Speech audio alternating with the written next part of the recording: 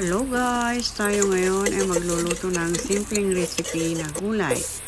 Ito, ginisa ko na yung bawang, sibuyas, at pagkatapos ay lalagay ko din yung luya.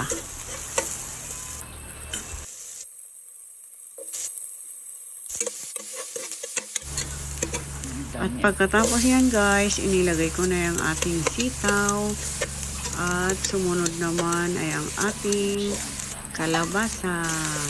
Hello guys, ito pala ay nakalimutan ko. Dapat yung karne muna ang susunod. Kaya ito, iniluto ko na lang sa ibang lutuan. Yan. Tinry ko muna. Nilagyan kong kunting asin. Tapos, nung pwede na at nag-brown na siya, yan, ilalagay ko na. Isasama ko na dyan sa ginigisa kong gulay. Yan.